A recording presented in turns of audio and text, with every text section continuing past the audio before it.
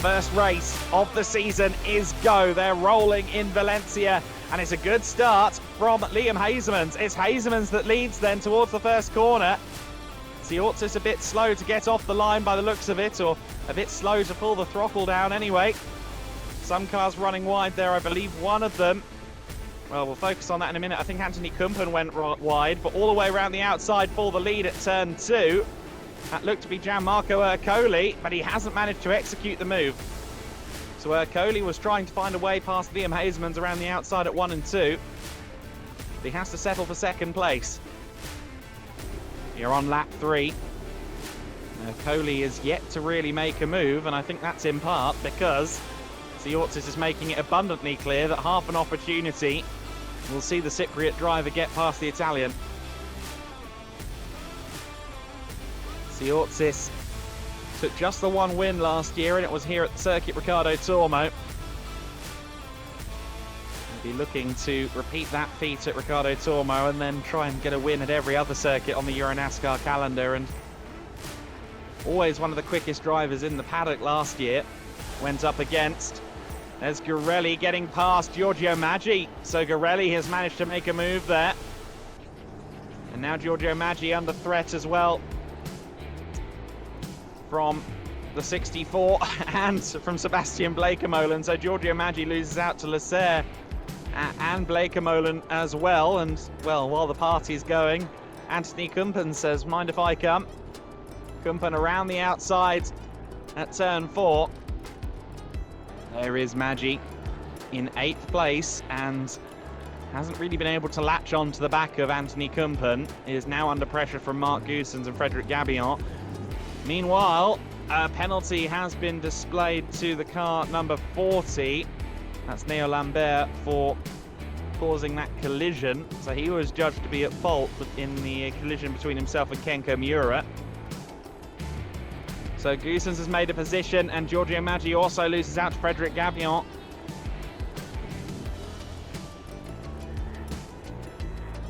So Giorgio Maggi has dropped from 4th to 10th in about 3 laps. To wonder if he's nursing something of an issue, or maybe he's taken the best out of his tyres early on. Try and hold off Siortzis, who's got a good run towards turn 2. Nose to the inside, but can't quite get it done.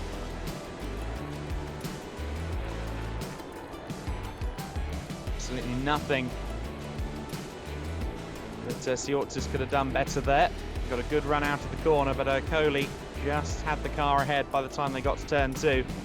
But looking at the margin from rear bumper to front bumper in this battle for second, Siortzis has absolutely no intention of staying behind for long. In this last lap, it's just started to feel a little more likely, hasn't it? We've seen Siortzis get a little bit closer. The quarter panels have started to merge a little bit, and again goes to the inside, does Siortzis, but no move made. Ercoli's got to be careful there, running out wide, and on this occasion the running out wide has actually cost him, because to the inside with a nose ahead is Vladimiros Siortzis, but again a bit more pull seemingly for Ercoli. It's going to be Siortzis though on the inside into the first corner, surely. Vladimiros Siortzis has got it done, and he has. He's gotten ahead into P2. Ercoli will try and fire back now into turn 2, pulls out of the move. Mutual respect between these two drivers as Vladimiros Siortzis really gets sideways. They're still side by side through turn 3.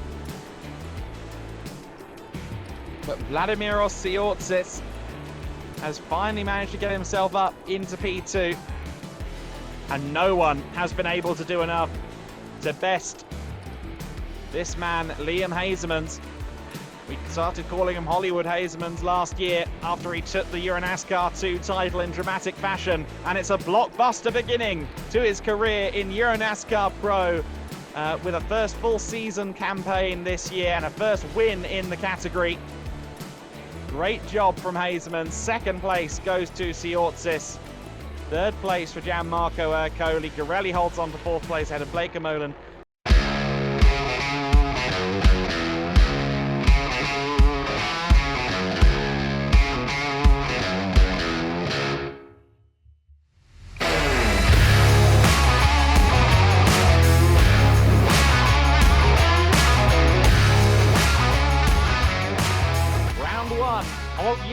NASCAR 2 2023 gets underway now, and we are racing. It's a good start by the looks of it from Siortsis, so Alberto Nascar's fears unwarranted. A good start from the number 5. He will lead into the first corner. Second place is going to go to Alberto Nascar in the 54. Dufro trying to hold on around the outside for third place there. He's got Claudio, in fact no, he's got Gil Linster for company.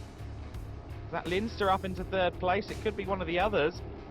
The advances of Dario Casso. There's a bit of an experience deficit here. Dario Casso, the Italian racer, has driven a lot of laps around this circuit. He knows that turn one's a good overtaking opportunity, but Davidson tries to hold on around the outside, makes liberal use of the runoff. Also getting involved in this then is Roberto Benedetti, who dives up the inside, but that compromises both he and Dario Casso. And Jack Davidson, very cool-headed driving there, just takes the track and continues on his way unabated. That was very wily driving then from Davidson versus Dario Casso. And Casso gives him a nudge. That's more than a helping hand. Both cars off into the gravel. Oh dear. Casso was just way too ambitious on the brakes there. He manages to get himself onto the tarmac escape road, and that's served him well. Davidson's lost more time as a result of that one, and I think Davidson is going to find himself down somewhere in the high teens, if not 20th. Dubek still trying to find a way around Patrick Schauber. Incidentally, the two of them have somewhat dropped. Romagnoli behind, so Riccardo Romagnoli in 8th position is not quite able to keep up with this battle for 6th place. Patrick Schauber still doing a wonderful job in the double V car of holding off Martin Dubek. Can he finally get away through this time? Looks like he might, yes. Has dived up the inside. You can see that Patrick Schauber's got some loose bodywork as well, which might be losing him a mile an hour or so in a straight line. He's desperately trying to hold on as they collide into the braking zone. Both parties somehow keep the car somewhat in the right direction. Patrick Schauber trying every which way he can to not give up the position, but I think he's finally going to have to yield. He's not done yet. He dives up the inside of Dubek, and well, that was from quite a way back, and it was fairly executed, but I reckon Martin Dubek says, okay, we're doing diving, are we? Okay, well, down into turn 8 he goes, and sure enough, he looks to the inside, and Patrick Schauber carries it off. I get the feeling this battle is going to get more physical before a truce is called. Once again, with slightly better straight line speed, he muscles Patrick Schauber out of the way, but has he gone too quick into turn 1? No, he keeps it nicely on the pavement. Will Schauber retaliate now into turn 2, tries to take the apex, does take the apex, lifts his own bonnet up even more than it already is in the process. Minor touch between the two of them.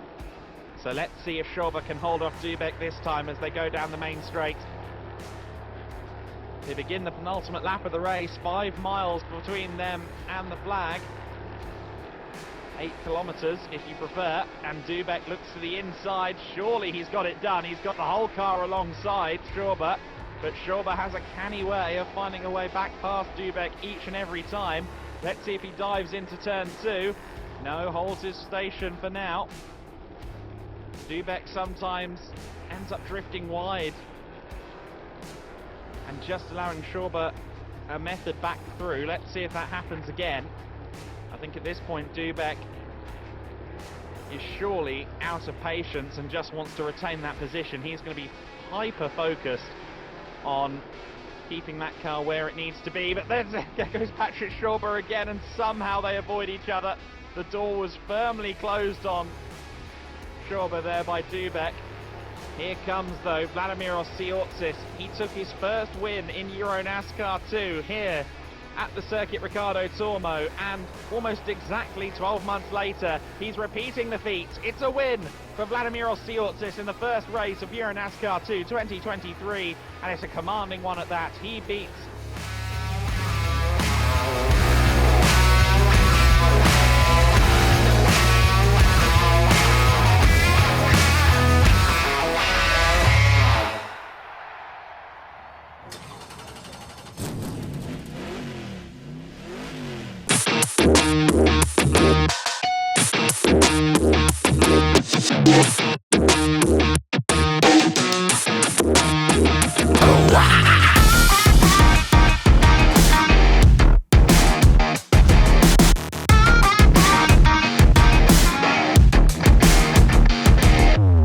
Cars are in 2x2 formation then, and we are going to get started. 15 laps of racing begins now. The second race of the weekend for the EuroNASCAR 2 category is underway. We've already got a car on the grass, thankfully keeps it straight and narrow. Vladimir Oschersleben with a good start. He's got the inside line into turn 1.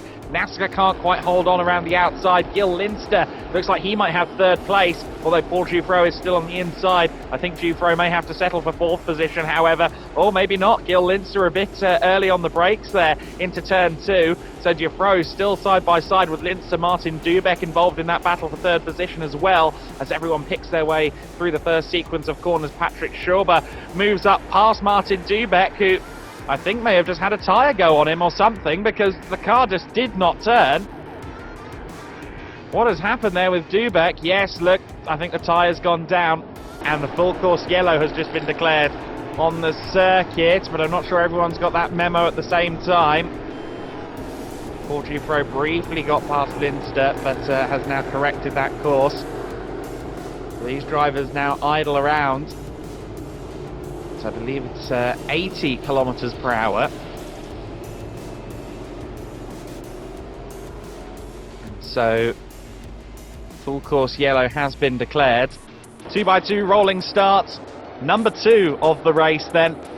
Our first restart, and we go on to lap 4 in 2x2 formation. Once again, it's a run to the first corner between Oschersleben and NASCAR, and Vladimir Oschersleben just about holds it into the first corner. NASCAR under threat from Gil Linster by the looks of it. Got one of the cars going sideways there. That was Romagnoli getting a tap. The number 65 car losing positions. I believe he was helped into a spin there, potentially by Jack Davidson in the 48 car. Looked like Davidson at least ended up having to avoid Romagnoli. I don't know if he was the initial cause of the contact, and Linster tried to dive up the inside of Alberto Nasca. Paul Giuffreau takes advantage of that. Linster had to back out of the move, and Giuffreau, as a consequence of that, regains his third position.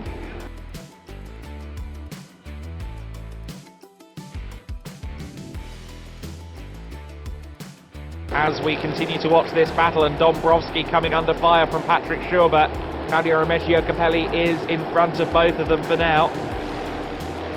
So he's managed to get himself up into 5th place at the expense of Dombrowski. And now looking to try and follow suit is Patrick Schauber, and Schauber manages to make that stick. Very nice driving. As we see Kenko Miura dive up the inside, Thomas Dombrowski tries to stay around the outside. Can he do that through turn 3? He has the inside line for turn 4, but Kenko Miura has a nose ahead. Dombrowski, though, with the inside line, should have the high ground here. Kenko Miura, though, holding on around the outside. Miura finds some pace on the outside at turn 5, but just loses grip. Thomas Dombrowski holding on to position for the time being then, but both Kenko Miura and Dario Casso, two wily veterans in comparison to Dombrowski, as Claudio Remigio Capelli is definitely under pressure now from the 27 car. Speculated that Patrick Schauber and Claudio Remigio Capelli may end up in a scrap before the end of this one, and on lap 10 of 15, 2/3 distance, Schauber has definitely closed in sufficiently on Capelli. They turn through the kink at 7 and into turn 8. We've seen Capelli dive up the inside of someone else at turn 8. He's now got to worry about the move being done to him. Patrick Schauber has got a good run out of turn 11. He's got the inside line. Claudio Remigio Capelli strayed wide at 11, and by the time they get to 12, it is Claudio Remigio Capelli down a position. Thomas Dombrowski has not been able to build a cushion over Kenko Miura, and Dario Casso has had enough waiting in the back of the queue. And oh dear, Kenko Miura sent into a spin by Dario. Kenko tried to take the apex. I'm not sure he was fully aware that Dario Casso had finally pulled the pin, and the two ended up meeting in the middle. Vladimir Oschersleben, who has driven an exemplary weekend within EuroNASCAR 2. His weekend, of course, is far from over. He's got EuroNASCAR Pro to consider later on this afternoon here at the Circuit Ricardo Tormo, but for now, Oschersleben can take his lunch break, strong in the knowledge that he is the EuroNASCAR 2 points leader. through the final corner goes Vladimir Oschersleben in the number 5 car for Academy Motorsport. It has been a clean sweep in EuroNASCAR 2, pole position in both races, and the checkered flag first in both races for Vladimir Oschersleben.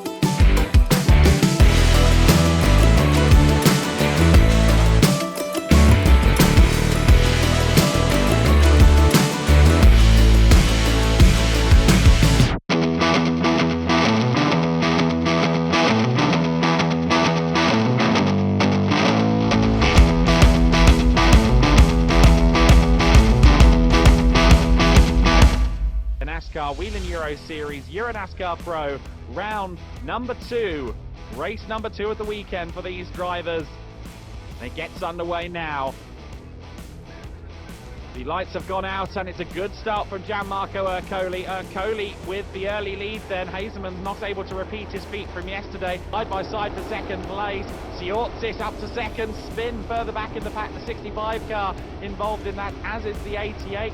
Christoph Lenz ends up going into the gravel as well. The 88 of Max Lanza also stuck there at turn 1. Getting another look now at turn 1. There's a lot to pick the bones from there, isn't there? But I think 2 or 3 different incidents going on at once. Lanza went into the back, though, of Armetta, and the 48 car involved in that as well. Time for our restart then, and let's see if Ercoli can hold off Hazemans, who's usually good on the restart. They wait for the lights to go out, and Hazemans has jumped him. Ercoli has not gotten the start he was hoping for, and Hazemans has driven off into the distance. The lights went out, and Hazemans said, okay, I'm off. Ercoli, I think, got caught napping a little bit there. He's now deep in the pack as everybody else filters through the first corner, but it's Hazemans that leads. Then it's Ercoli. Lasserre trying to go side by side for 3rd position. I think Siortzis has lost out as well. Yes, he's down to 5th position. Noted that there was some bodywork down on the main straight as well, so the driver's having to avoid that. That might minimise the possibility of side by side into turn 1. Vladimir Siortzis up the inside of Giorgio Maggi for 4th position, and he's got that done nicely. Now Maggi looked like he was struggling to slow the car down a little bit there to me. Whether that was just him braking late or whether he's starting to have a long pedal as he had yesterday in the NASCAR Pro race. I do hope that it's just a one-off error rather than the re-emergence of an issue for Giorgio Maggi, but we'll have to wait and see. He's now under pressure as well from Vittorio Girelli. Girelli up the inside, and it's looking a little bit easy to pass Giorgio Maggi right now, but Maggi fighting back. He's on the outside through turn 7 and into turn 8. You've got Mark Goosens keeping a watching brief there as well behind. Girelli then up into 5th place. Goosens trying to power around as well, but Giorgio Maggi just about holds on. He's lost out to Vittorio Girelli. Is he going to lose out to Goosens as well? The answer is yes. Goosens has the nose, he has the car ahead, but he's under a lot of pressure from Siortzis, who now has been afforded the inside line into turn 2, and surely Siortzis is going to get through here. Although Lasserre is going to try and hold the pace, use the runoff around the outside of turn 2. The kink at 3, of course, then opens up to a right-hand bend at turn 4, and that should favour Lucas Lasserre. It does. Lasserre manages to just about hold on, but Siortzis immediately retaliates, and they did well to avoid each other there. Siortzis tends to be very respectful in combat. He's not one to make any excess contact that he doesn't need to make. Oh, there goes Siortzis. We just saw him dive to the inside, but once again Lasserre tries to hold him off, goes deep into the corner, and I think that's the opportunity Vladimir Siortzis needed. Yes, it is. He's got the whole car ahead. He's into 3rd position then. Siortzis moves up into P3. Side by side for the lead, meanwhile. What's happening with Liam Hazemans? Hazemans has lost a 1.6 second lead over the course of 1 lap. Gianmarco Ercoli is our new race leader. The number 54 car, Gianmarco Ercoli, through at turn 1, or before they even got to turn 1. And I'm just hearing now that this is a race control order in regard to Liam Hazemans. He's been ordered to give position back due to the start. No, I think the toe from Ercoli has actually brought Hazemans into a move for the lead, and sure enough, Hazemans dives up the inside. They're side by side out of turn 2. Oh, Hazemans onto the gravel. Contact between Ercoli and Hazemans, and has Ercoli got damage? It looked like that car was sitting down wrong, and Hazemans has damage. He's gone off. Hazemans is into the gravel on the exit of turn 4.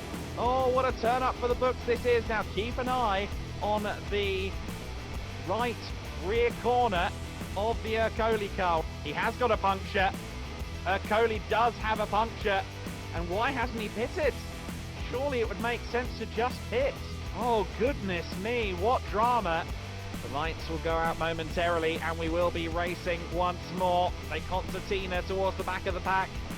And they're off, and I think it's a poor start potentially for Siortis. It looked like he went for a gear shift that wasn't that sweet. And sure enough, Lucas Lasser is in the lead. But can Siortis hold on the inside line? He's going to brake as late as humanly possible as they go through the first corner. It's still side by side between Lucas Lasser and Vladimiros Siortis. Siortis had to settle for second place. Vittorio Garelli is there in third. In fourth place, it is Mark Goosens. In fifth place, Martin Dubek. Okay, Vittorio Garelli looks to the inside of Vladimiros Siortis, and he can't quite get it done. Siortis, though, taps into a spin. Siortis is around. Vittorio Garelli loses out in all of that as well. Second place then for Mark Goosens. Lucas Lasser leads the way. Mark Goosens now in second place. Or is he? Because there goes Martin Dubek. Dubek gets himself up into second place. What a drive this is from Martin Dubek. My goodness me, it's all kicking off here at the circuit Ricardo Tormo. Unfortunately, we've lost Vladimiros Siortis there. He was sent into a spin. He won't be on the podium today. This is the nature of the NASCAR Whelen Euro Series. It's never predictable. It's always entertaining. And it's going to be, for the first time this year, Speedhouse and Lucas Lasser on the top step of the podium. Speedhouse claimed their first win last year, and they're going to win once more in 2023. It's Lucas Lasser that sees the checkered flag first. A victory for Lucas. Second place then for Martin Dubek. Mark Goosens takes P3 ahead of Vittorio Garelli, who fell out of the podium with that contact.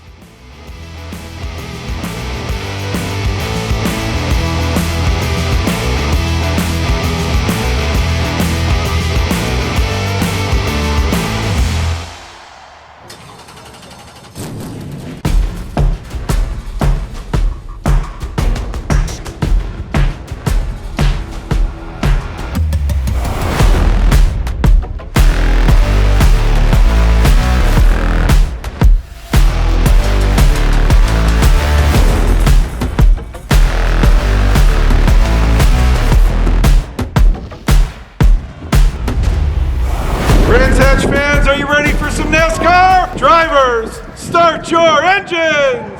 And we are racing for the first time. It's Gianmarco Ercole on the inside of the front row. He should surely lead into the first corner, but Liam Hasemans tries to go around the outside of him. Vittorio Garelli and Anthony Kumpen still side by side. We've got someone slowing up there. That looks to me like Vladimiros Siortis potentially slowing up. And that's a huge shame for Vladimiros, if so, because of course he had an issue in EuroNASCAR 2 qualifying, and it rather suggests that he might not have that issue resolved. There is the number 5 car. What a shame for Vladimiros Siortis. He looked so chipper and optimistic about the race to come, and sadly, it's only lasted one corner for him. Gianmarco Ercole in the race lead. Liam Hasemans watching on from second place, keeping an eye on the 54 car. Vittorio Garelli still there in third ahead of Anthony Kumpen. Then it's Sebastian Blake-Molen. Giorgio Maggi, the first of the juniors, he runs 6th overall. Looks like just about everybody, with the sad exception of Vladimiros Siortis, has gotten through the first few laps cleanly. Still got 24 cars running, all 24 across the line to complete the 4th lap of the race.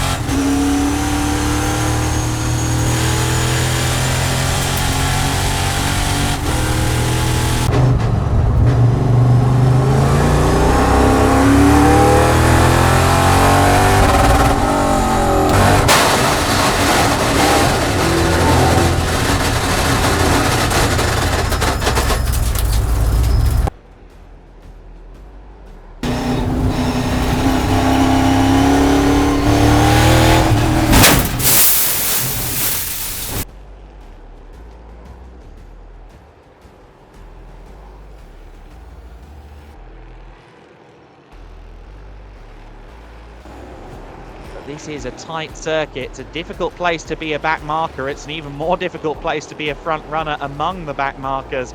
But Yevgen Sokolovsky did an admirable job there of staying out of the way. It's the final lap of the race, and it is the 72 car in second place, but can Liam Hazelmans reclaim the second place in which he started? This is his best opportunity. Druids Bend, he can't do it there. He went to the inside, then to the outside. He takes a wide berth to try and straighten the exit of the corner, heading into Graham Hill Bend. Coley heads towards the final 3 corners of the lap in a fairly comfortable situation. Here comes our race winner though, Gianmarco Coley heads to the line. He takes the first win of the 10th running.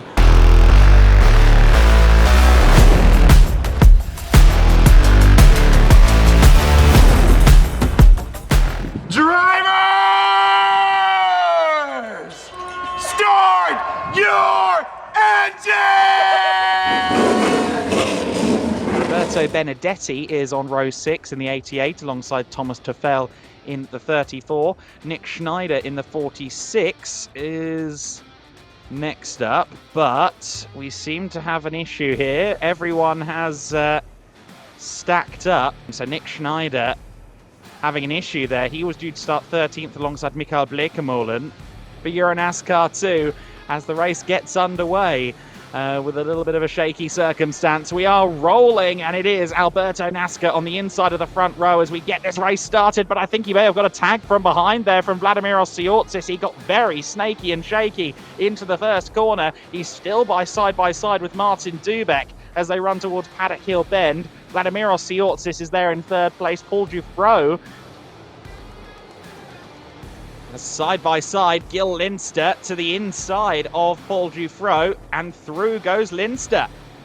That might feel like a bit of a just dessert for Gil Linster after he lost quite a bit of qualifying time in that skirmish with Paul Dufresne in the quali session earlier on.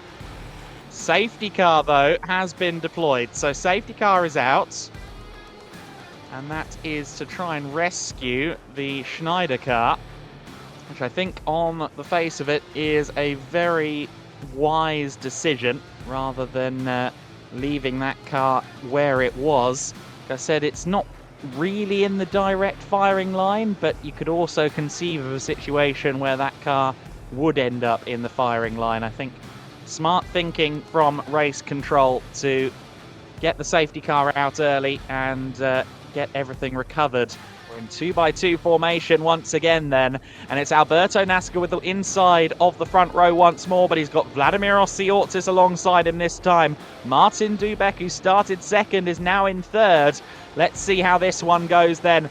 We are rolling and racing once again as they approach Paddock Hill Bend. Is it going to be Nasca that leads? Yes, it is, and Osiortsis not quite able to hold on to him around the outside. That means Martin Dubek could have an opportunity as they approach Druids, but no, because Osiortsis got quite the run up Halewoods Hill. Dubek dives up the inside of Gil Linster. And well, perhaps as anticipated, once Nasca and Linster started to fight each other, it's opened the doors to Martin Dubek. We were 3 wide there as we cut away, and Dubek, just holding on to the inside, does take third position. Thought Linster was going to stick around the outside there, but he couldn't quite do it. And now, of course, this is giving Alberto Nasca an opportunity to get a few car lengths and get out of Dodge. Gil Linster down to 4th position, then Dubek up to 3rd place. He will be starting lap 28 this time, and we've had dramas there. Thomas Tuffel has stopped at Graham Hill Bend, and he's made contact with someone else there. We saw one of the other cars limping with damage. So yellow flags now fly around the circuit, and everyone has to slow down and adhere to a speed limit. Mikael Blekemolen, is he then the other party? Yes, he is. He's the other party in the incident. We're still going to go green this time. It's a 2x2 rolling start, 2 laps of racing. It's Osiortsis on the inside, Nasca on the outside, Dubek and Gil Linster on the second row as we get started, and Osiortsis hugs the inside line as they approach Paddock Hill Bend. He gets into the lead. Nasca follows suit in second place. A little bit of argy-bargy further back, and oh, Patrick Schauber Patrick Schober may have missed a gear or something there. His car stopped accelerating, and Jack Davidson had nowhere to go in that one. Unsurprisingly, we once again go full course yellow. For the first time at a circuit other than Valencia, Vladimiros Tsiotsis takes a win. It's his 4th win in EuroNASCAR 2. He takes the checkered flag home first, ahead of Alberto Nasca, 2nd place.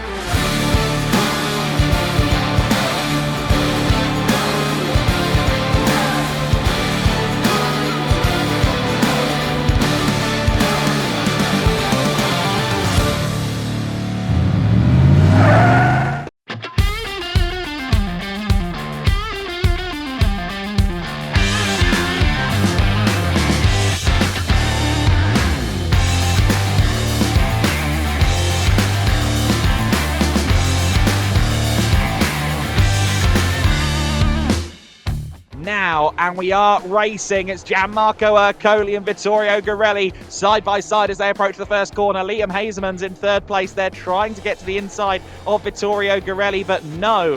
Anthony Kumpen in 4th position. 5th and 6th place, I believe that's... is that the 18 of Maggi? Yes, Giorgio Maggi from 8th on the grid is there in 5th, maybe 6th position.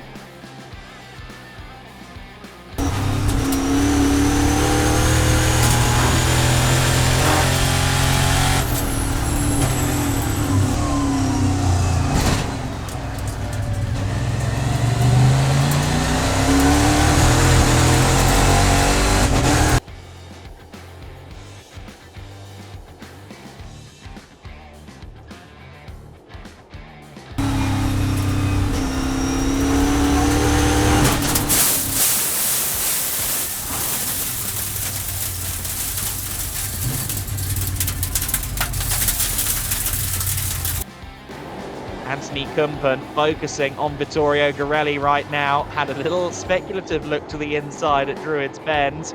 Already some lap traffic up ahead. I believe that might be Matthew Ellis's 58 car. Yes, it is. Nicely handled there by Ellis as Anthony Kumpen has the run and has the position. Wow, the acceleration there out of Graham Hill Bend. Kumpen got a brilliant run. And I'm wondering if it might be more because Vittorio Garelli's car is hampered, because he's also just lost out to Giorgio Maggi in remarkably simple fashion. Oh, and an off there for the number 94 car. That was Alina Leubneger having an issue there at Graham Hill Bend. Whether she fell or whether she was pushed, we don't know. Oh, and Massimilio Lanza. That's at Paddock Hill Bend. Massimilio Lanza has had a big moment at Paddock Hill. Now getting a replay, and oh yeah, that was every bit the incident I thought it might be, unfortunately. Very high up Paddock Hill, that crash, and that typically means your brakes have failed or something has gone wrong. And it's back to racing for the EuroNASCAR Pro category. The NASCAR Whelen Euro Series race resumes here, and look at that, Blake Molan immediately trying to fold Giorgio Maggi out of the equation, and he gets himself up into 3rd place. He's now side by side with Kumpen for 2nd place. Gianmarco Ercoli has got a car length or so over Kumpen. That's critical. That's hugely important for him, that he's clear in the lead, undisputed in the lead, coming out of Druids Bend. Gianmarco Ercoli, he takes the win. It's 2 wins from 2 at American Speedfest 10 for Gianmarco Ercoli. Anthony Kumpen takes 2nd place ahead of Sebastian Blake-Molan. Lucas Lasser in 4th. Martin Dubeck rounding out the top 5 ahead of Fabrizio Armetta, who moves up into 6th place because of Tobias Dowenhauer's penalty.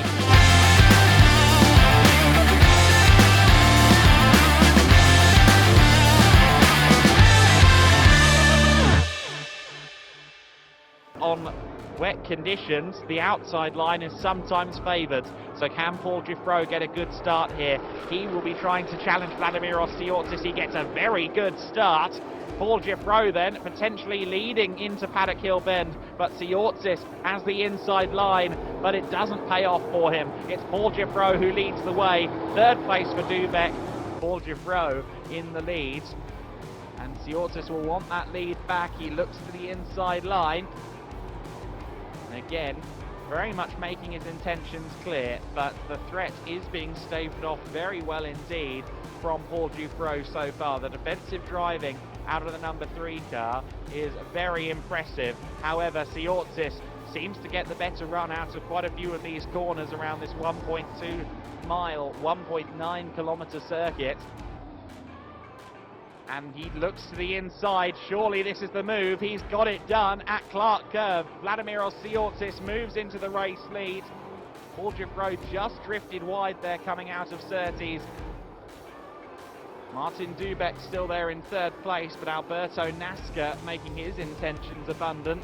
And a good run here out of Graham Hill Bend could grant NASCAR an opportunity into Surtees. It's side by side for 3rd place, and NASCAR hugely brave on the brakes. Does he keep the car on the track? Yes, he does. 3rd place is Alberto Nasca's. Oh, but nearly contact between Nasca and Dubeck in that battle for 3rd place. Dubeck is down to 4th. He tried to reclaim the position immediately, but now he's under pressure from Melvin de Groot as well. Gil Linster there in 6th position, and the lead has changed. Paul Dufresne has gotten back through. Paul Dufresne leads once again then, and we're going to get a look at why. Oh, Siortzis drifted wide at Clark Curve. Easily done in dry conditions. Very easily done in the wet. Vladimir Siortzis has to do it all again. He gives a tag to Paul Dufresne as they run out of the final turns and towards the Brabham Straight once again. Dufresne trying to find traction. 400 to 450 brake horsepower depending on who you ask. Siortzis looks to the inside. Paul Dufresne covers it off once again into Druids. And NASCAR is right there with them now. That gap is no longer 4.5 seconds, it's 2.4, and it's only coming down as they're side by side once again. Siortzis has the door pried open there on Paul Dufresne, and Siortzis once again gets through into the lead. Paul Dufresne then has lost the lead for a 2nd time. Siortzis now really needs to get away from Dufresne as quickly as possible before Alberto Nasca joins the party. He's going to hope that Dufresne and Nasca start fighting for 2nd place. Here comes Melvin de Groot, though. He's on the grass. Goodness me, that's brave. He gets past Martin Dubeck there. And well, there's the bravest overtake of Speedfest weekend. 4th place for Melvin de Groot then. He still leads Legend Trophy. That's not in doubt right now, but he's all the way up into 4th place. We saw some good pace from Melvin in the early stages of the race. Let's see what he can do now that he's got some clear track ahead of him. Although Martin Dubeck, I'm sure, is going to try and retaliate. Vladimir Siortzis, I'm sure he would have been worried after this car broke down in qualifying for EuroNASCAR 2, and then again in the race for EuroNASCAR Pro yesterday, but it's been bulletproof across the EuroNASCAR 2 races. Vladimir Siortzis continues his streak of victories. It's 4 from 4 for Vladimir Siortzis in the 2023 EuroNASCAR 2 season.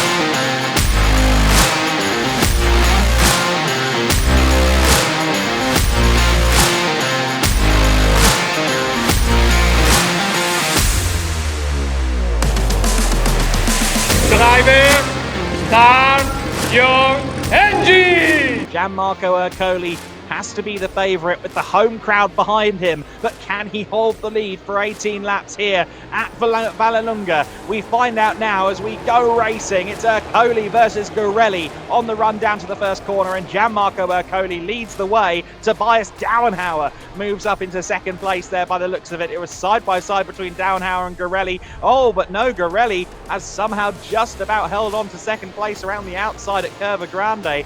Very impressive from him. A couple of cars have had damage. Thomas Tuffel is also running around with his bonnet up over the roof, and oh dear, the 27 car has had an incident as well. The Double V Racing car of Atiennes has found the wall coming out of Roma. I dare say that with all of that bodywork down on the circuit and the 27 car facing the wrong way, as we can see, I'm getting a replay now. Looked like Atinez did that all on his own, unfortunately. The rolling start for the second time in this race signals the return to green flag action. We are racing, and once again, Jimmy Ercole with a brilliant getaway.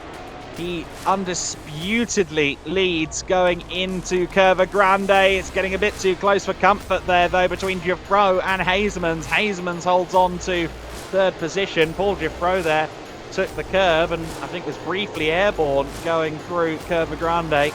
Look at Tobias Downhauer, though. He's under pressure from Ulysse Del So, who dives to the inside. In fact, no, my apologies. That's the 64 of Lucas Lasser.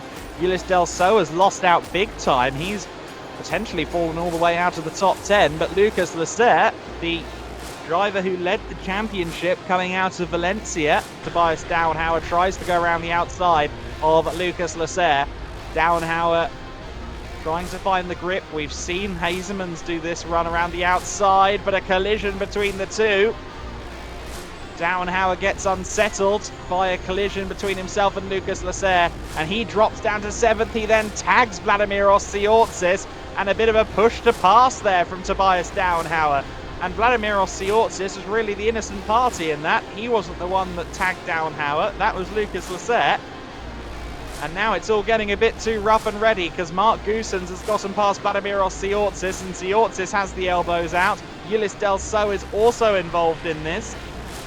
That 14 begins with Gianmarco Ercole still there in the lead. Vittorio Garelli, though, unlike the first portion of this race, since the restart, has been able to shadow Ercole every inch of the way against making the move up the inside.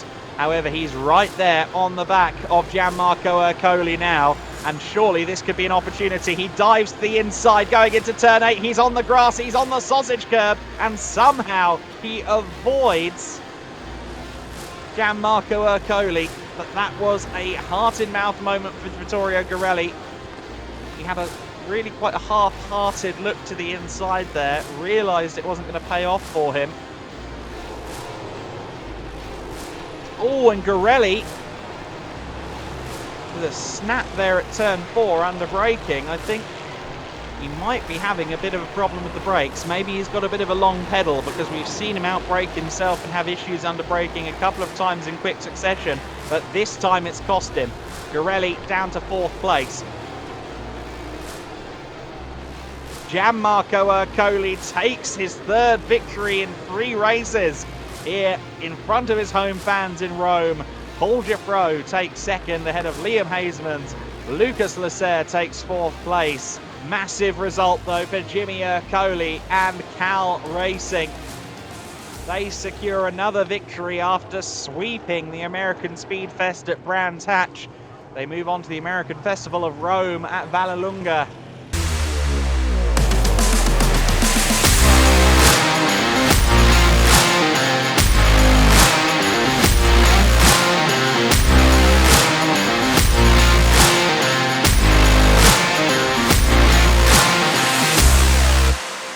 It's a good start, though, from both he and Alberto Nasca. It's a drag race down to the first corner on lap 1 of 15. Giuffreau on the inside, Nasca on the outside. Who leads? It looks like it's going to be Alberto Nasca. Nasca carries the speed around the outside at Curva Grande, and he does indeed lead the race in the early stages. Giuffreau in 2nd place, side by side further back. One of the Vic Motorsport cars goes very, very, very wide indeed. Capelli, though, dives to the outside line. He's late on the brakes, squeezes Osiortsis out. 4th place for Claudio Remeggio Capelli, although Osiortsis tried to hold on the inside line. Vladimir Osiortsis in the number 5 is in P5, or make it P6, because here comes Martin Dubek. Dubek dives up the inside, Thomas Tafel as well, and Melvin de Groot gets past Osiortsis as well. Vladimir Osiortsis, the points leader, the driver that has taken every victory so far in the EuroNASCAR 2 season.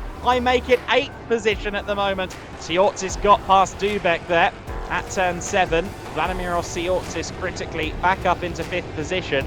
On On the first lap of the race, when he got to turn 7 in 5th place, I said that was about as bad as it could get for his first lap. He then lost more places, being muscled out of the way. And Claudio Remigio Capelli there, I think, may have just played a very smart move. He just allowed Siortzis by there. No battling at all from the bearded Italian. Of course, with so much drama already, one would say we're quite lucky to have avoided a safety car. If you're Alberto NASCAR, you're mightily relieved that we haven't seen one. You see, he takes a fairly central approach to the corner. He doesn't go all the way out, just trying to be as smooth as possible. Patrick Schauber is right there with Melvin de Groot. Claudio Remigio Capelli is losing time to Thomas Dombrowski. Melvin de Groot and Patrick Schauber, they're in the midst of battle here. Can Schauber find a way past the 69 car? Can Schauber get back to 5th position, the place he should have started this race? He's certainly got the speed to do so. Oh, and Melvin de Groot goes wide. That's 7th place then for Patrick Schauber. Next target, Thomas Dombrowski. Got to try not to overheat the brakes. Lap traffic there for Schauber. That's not another position gained. That is the recovering late starter, the number 38 car. Vladimiros Siortzis is all over the back of Gilles Linster. This is the battle for the podium. Can Siortzis get to the inside? He has a look to the inside line. Linster has to give him a little bit of room. They're still side by side exiting turn 10. Siortzis with the outside for turn 11. And he's hoping Linster goes deep so he can cut back. He tries it, he succeeds. Who gets the power down better? Oh, I'd say it was Linster by a fraction, but Siortzis has the inside line. He tries to push Linster wide going through the S's, but it's not to be. Linster just about holds on. He goes shallow out of the corner to try and make sure Siortzis has to take the outside around Roma. Turn 14, the final corner. Now, traditionally, as we have seen at turn 4, Siortzis is much later on the brakes. Does it come to pass again? Linster covers off the inside wisely. Siortzis is once again later and deeper on the brakes. Tries to go around the outside at 4 and then 5. And he just about manages to stay on terra firma. Linster carried the speed nicely, defended nicely. Didn't wipe off too much of his speed. Siortzis has a little speculative look to the inside, but he's too far back. But who is going to be on the 3rd step of the podium? Oh, it's going to be contact. And does Vladimiros Siortzis pass him? No. He stays alongside Linster, but then gets through anyway. Alberto NASCAR rounds the final corner for the final time. The checkered flag awaits Alberto NASCAR, who crosses the line to take the win. Paul Giffreau takes 2nd. Alberto NASCAR, though, is your race winner. He secures his first win of the 2023 EuroNASCAR 2 season. The sticker will go to him. The trophy will go to him. And I'm sure this will be a popular win among the Italian faithful here. The 54 Cal racing car is once again en route to victory lane.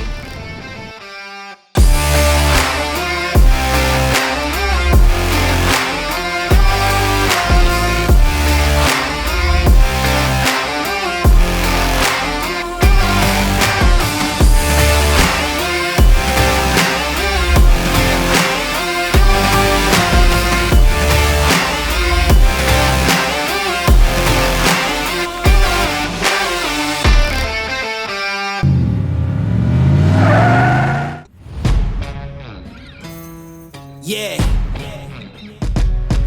Let's go. We just gotta go hard. I go the hardest. I bring the pain. Not what you used to. It's all part of the game. Yeah, I just gotta go hard. EuroNASCAR 2 race yesterday was commanded and controlled by Alberto NASCAR. Can he do it again here at the Autodromo Vallelunga? We will find out now. He is on the inside. Paul Giffreau is to his left. Gilles Linster is behind Giffreau. Vladimiros Siortzis is there in 3rd place behind Alberto NASCAR. The lights go green and it looks like a marginally better start for Paul Giffreau. He's got the outside line as they approach Curva Grande for the first time. It's still side by side as they go through the corner. NASCAR said he was going to go flat through Curva Grande. Has that come to pass? Well, maybe not, because Paul Giffreau is still there on his outside. He's got a nose ahead. Will it be the Frenchman leading into turn 4? Well, yes, but Alberto NASCAR is still there on the inside, and I think NASCAR is just about going to be in control. Oh, and a collision for Capelli, and so fell further back in the order, sends everyone else skittling, and that is a major incident. Several cars collected there, coming out of turn 5 and into turn 6. Max Mason, unfortunately Melvin de Groot as well. There you see Claudio Remigio Capelli, the number 38 car, was in the gravel as well. That's, of course, Cesar Balestrieri, who's had absolutely no luck this weekend. But several cars off circuit. I believe we've just gone to full course yellow. Paul Giffreau, though, is the leader. Giffreau has come out of that situation as the race leader. We just saw that on screen. If NASCAR is quicker to react to the lights, he'll still potentially be able to draw alongside Paul Giffreau for Curva Grande. Let's see what happens. Giffreau controls the field then as we go to the 1/3 distance mark in the race. We begin lap 6, and we begin lap 6 with the return to green flag racing. Giffreau with a good start there. Alberto NASCAR, though, under pressure from Vladimir Ortiz. Everyone fans out as they go through Curva Grande. Looks like NASCAR carries the most speed. Can he get close enough to Paul Giffreau for turn 4, turn 5? Doesn't look like he's quite able to do so. Side-by-side action further back, Patrick Schauber and Martin Dubeck. Patrick Schauber's lost a few positions from his initial starting place of 5th. So we've got another car in the gravel, the number 4 of Pangiotis. Now that was just coming out of turn 5. So the racing is halted again as we go on to lap 8 of the race. Pangiotis is trying to move the car, but all he's really succeeding in doing is digging, or maybe not. Giffreau, the Frenchman, who leads the way. He led his first laps in EuroNASCAR at Brands Hatch a month ago. Can he take his first win here today? He's got Alberto NASCAR and Vladimir Ortiz, the two drivers that have taken race victories so far in EuroNASCAR 2, welded to his bumper. The lights will go out and the racing will begin. And it's a good start from Giffreau. Martin Dubeck got a good launch from further back in the pack as well. Everybody fans out towards Curva Grande, but no positions changing. There is the visual confirmation. So Valerio Marzi has been judged to be at fault for the incident, and he's being fairly harshly reprimanded for it. And it's lap 14 of the race. They will drive home under safety car conditions. Usually everything is done to try and get the fans a green flag finish in the NASCAR Whelen Euro Series. However, it seems that the EuroNASCAR 2 grid have woken up a little bit too energized today. For Paul Giffreau, it's a cruise home to a first victory in the NASCAR Whelen Euro Series on a day where he has a golden opportunity to fight for a victory in EuroNASCAR Pro as well. And now, as the race ends under safety car procedure, Paul Giffreau will go through the final corner. He will see the checkered flag and he will establish himself as a championship contender also. The Frenchman for RDV competition takes his inaugural victory in EuroNASCAR 2.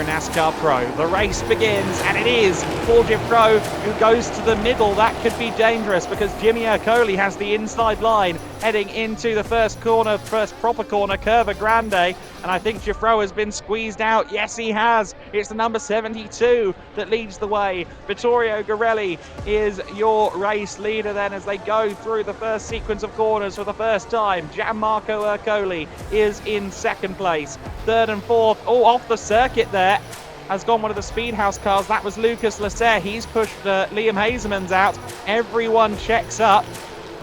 Dauenhauer with Giorgio Maggi on his inside there. Two drivers in the Junior Trophy.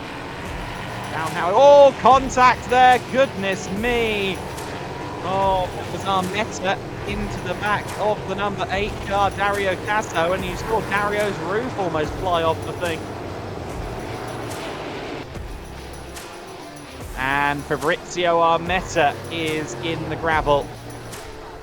Trying to work out where that is on the circuit, but very close to the racing surface by the looks of it. And it looks as if we may have gone to full course yellow. Vittorio Garelli leading the way, and into second has got Paul Giuffreau. So Paul Giuffreau has moved up to P2. I think he might have done that at the hairpin while I was scrabbling with my notes. It's side by side between the two.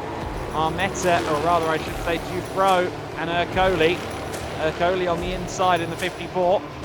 In the battle for fourth position, of course, as Lucas Lasser looks to the outside line going into turn 7. Now towards turn 8. And let's see if Lasser goes to the inside. He does. A big lunge to the inside. And does he get it stopped? Not quite. But he's still a nose ahead. No, bouncing over the sausage curbs isn't going to help him. Anthony Kumpen with the better drive out of the corner retakes fourth place after losing it for just a heartbeat. Very nice driving from Lucas Lasser. Anthony Kumpen surprisingly doesn't cover the inside, and Lasser dives again to the fourth position, and this time he gets the car stopped. So it's fourth place now for Lucas Lasser. Siortzis makes his intentions perfectly clear to the inside line. We're looking at the car that's a lap down, but we go to Siortzis now, and he's there side by side with Anthony Kumpen. And Kumpen quite obviously lifted out of the throttle there, allowing Vladimiros Siortzis through into fifth position. I think Anthony Kumpen's definitely struggling with something here. Around the final corner comes the number 72 car, Vittorio Garelli.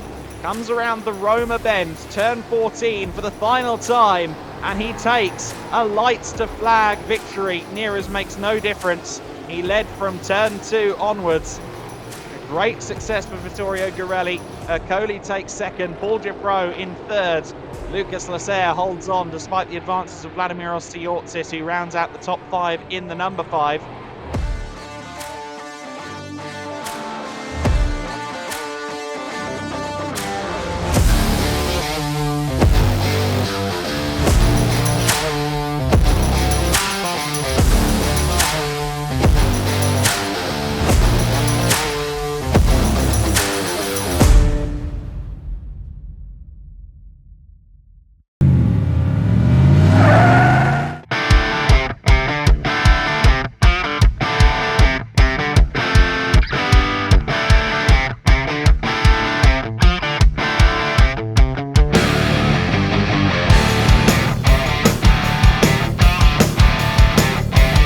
Drivers, start your engines.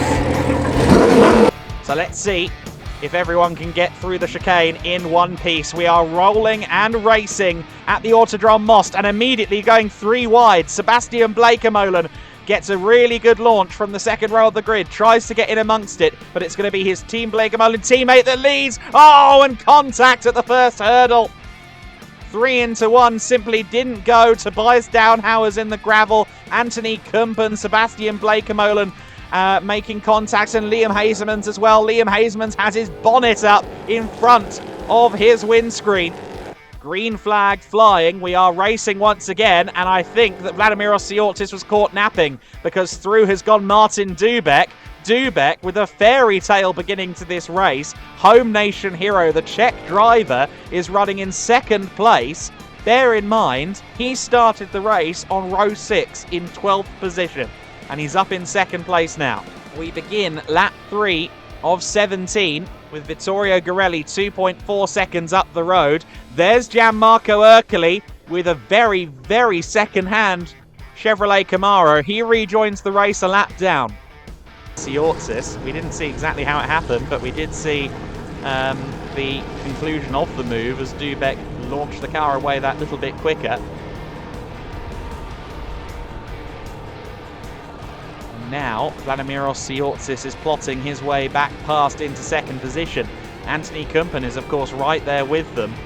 Just a few car lengths back, maybe half a second, 7/10 of a second back.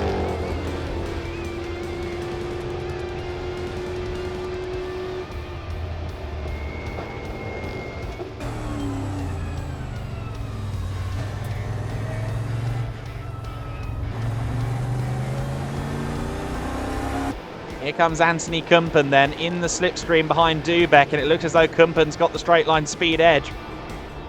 Later on the brakes there, very, very self-assured braking there from Anthony Kumpen. Got that car stopped just in time. And Kumpen moves his way up to fourth position, so Dubek, after the high of being in second place after the full course yellow restart, is now back down to P5, but to be honest with you, even P5 I think is probably more than he expected out of this race after his qualifying session where he only managed 12th place. Battle for third position comes across the start-finish line once again. Lap 11 of the race. And Anthony Kumpen really late on the brakes. Again, Kumpen seems to have a mighty amount of faith in that brake pedal. Gets himself past the admittedly quite wounded Lucas Lasser, number 64. Into third position goes Anthony Kumpen.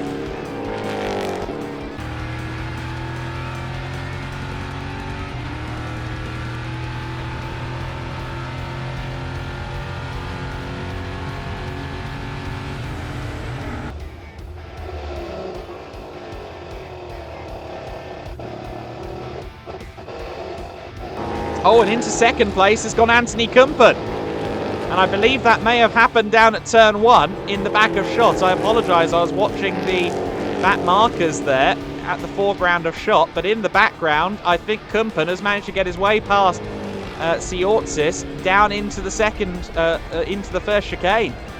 Meanwhile, here's your winner, Vittorio Gorelli, out of the final corner. He secures yet another win in EuroNASCAR Pro. Vittorio Gorelli making amends for misfortunes in days gone by, taking another win there. Anthony Kumpen taking second place, and Lucas Lasser managed to get to P3 there according to my timing screen.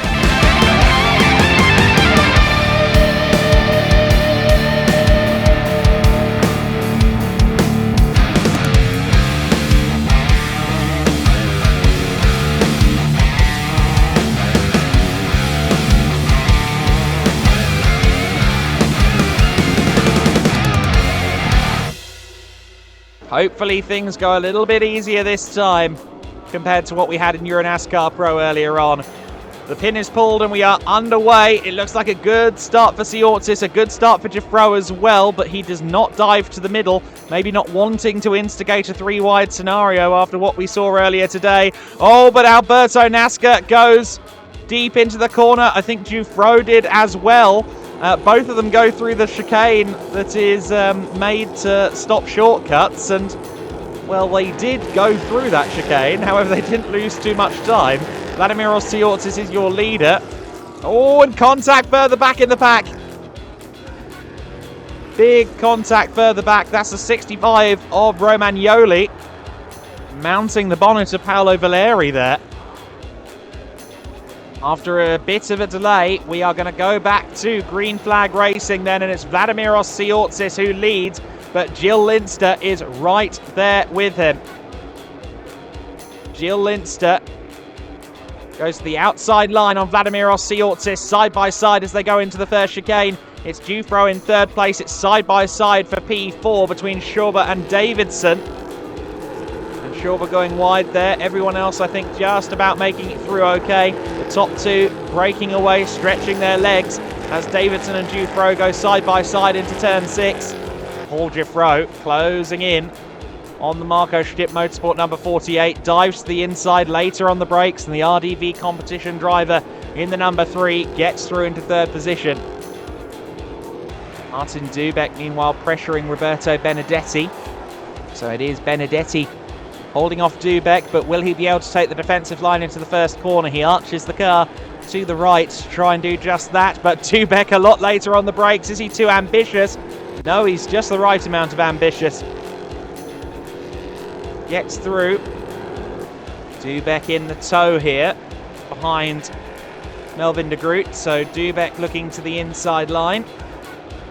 And again, later on the brakes there, he's clearly found a braking marker that he trusts into that first corner. Had a look to the inside, but couldn't quite get it done on that occasion. He's looming large, however, in the mirrors.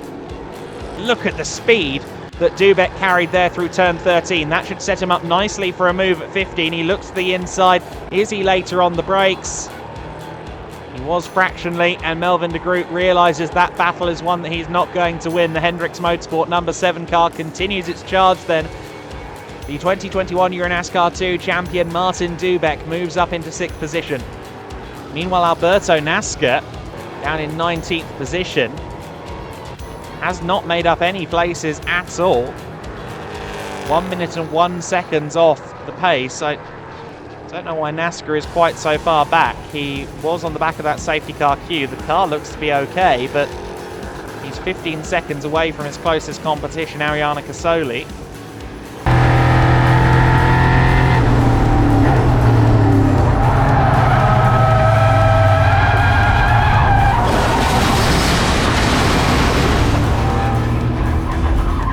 So the penultimate corner of the lap, there is a car, and it's the 18.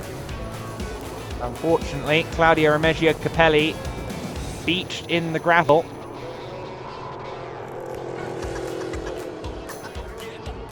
Davidson then down to 7th place, and Dubek side by side with Melvin de Groot for 5th position. Heading towards turn 13 of the lap. Can Melvin do anything to stave off Dubek? He got a slightly better run out of turn 10. And by the time they got to the next serious braking zone at turn 13, it just about paid off for him. Oh, and contact between the two of them, sending Melvin de Groot into the grass. I fear into the barrier as well, unfortunately for Melvin. That was a high-speed collision.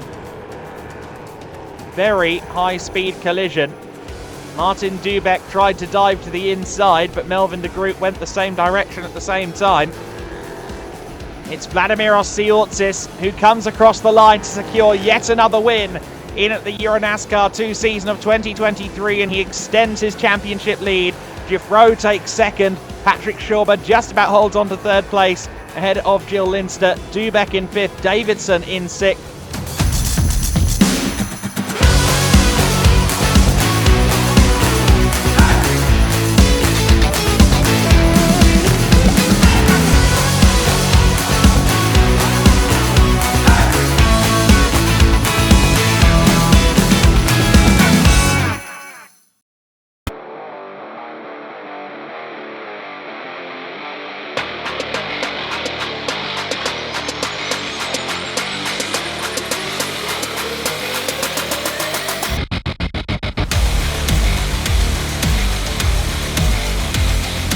Drivers, start your engines! We now get started. Martin Dubek eases them towards the line and pulls the pin. We are underway, and it looks like Paul Giuffre has got the better jump.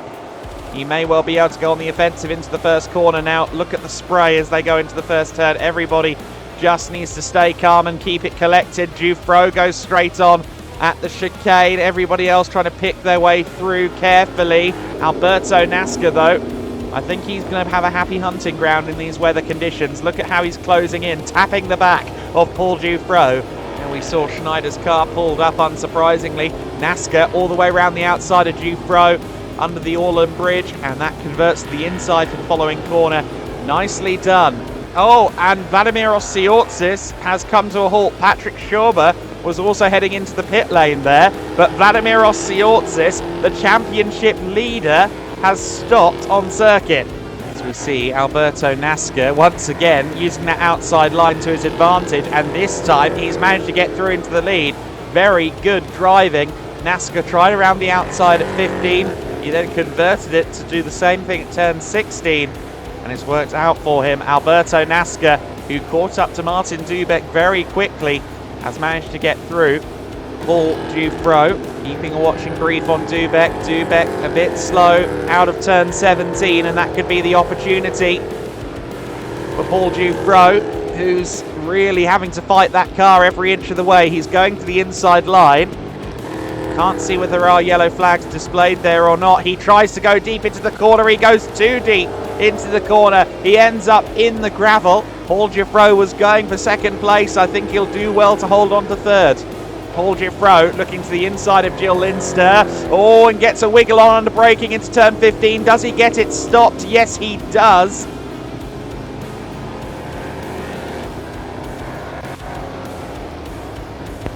Paul Giffro gets through into fourth position. That was hair-raising, not just for him, but also for Jill Linster. Oh, and through into second place has gone Paul Giffro. Giffro was 3 seconds behind Dubek at the start of the lap, and we just saw him move into second place. Paul Giffro has had a mighty final lap. He snuck up to the back of Martin Dubek, and he's now in second position. That's amazing driving from Paul Giffro. I didn't see that one coming. I thought he was far too far behind at the start of the lap to even be a consideration. Alberto NASCAR, who crosses the line to take the win in EuroNASCAR 2 for just the second time this season. Alberto NASCAR is a winner. That will have been a hard-fought victory.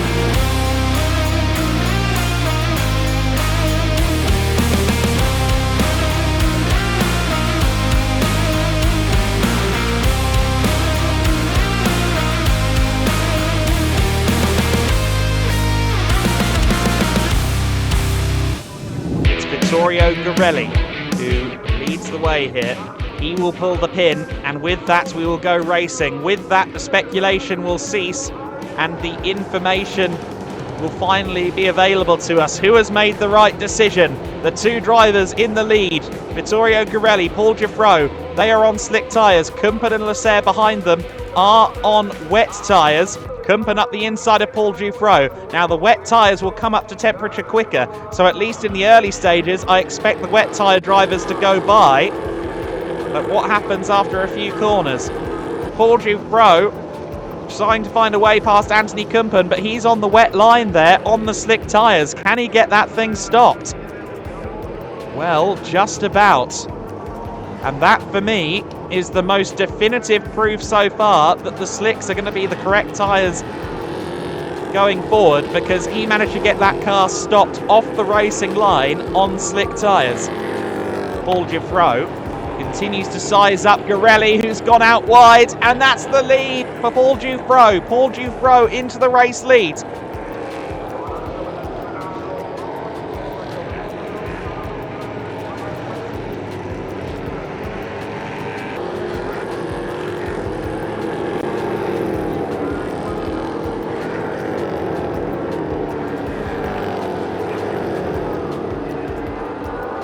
Kumpen losing out there to Lucas Lasser.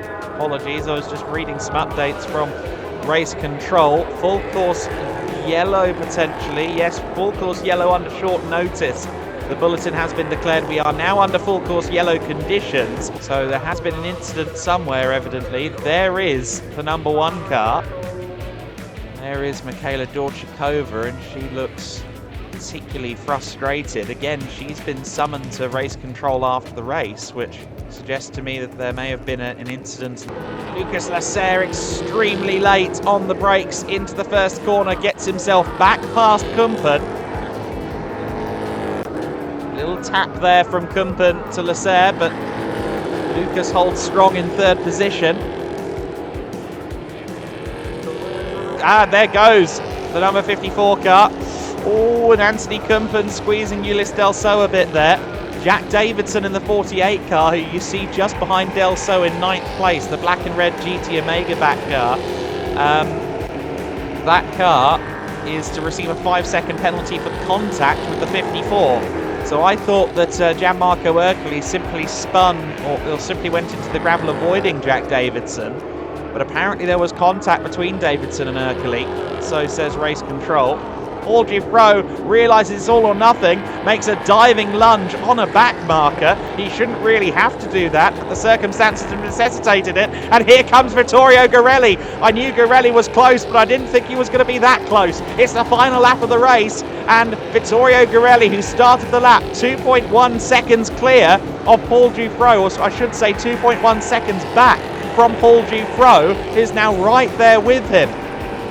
The RDV competition team, the number 3 car, and Paul Giffreau on just his second weekend in EuroNASCAR Pro crosses the line to take the win.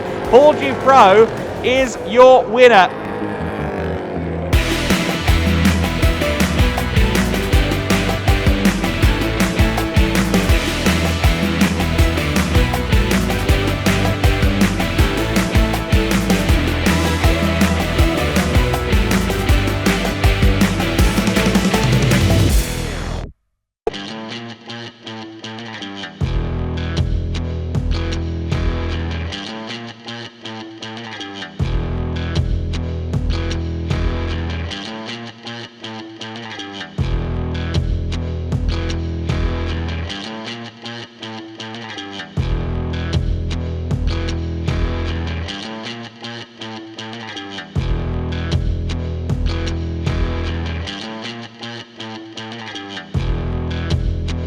What's up, Germany?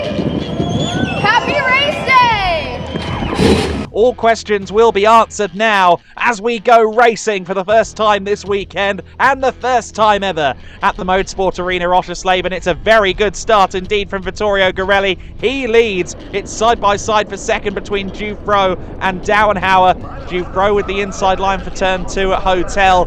He manages to get through in second place. It's not the start the home fans will have wanted to see for Tobias Dauenhauer for promotion.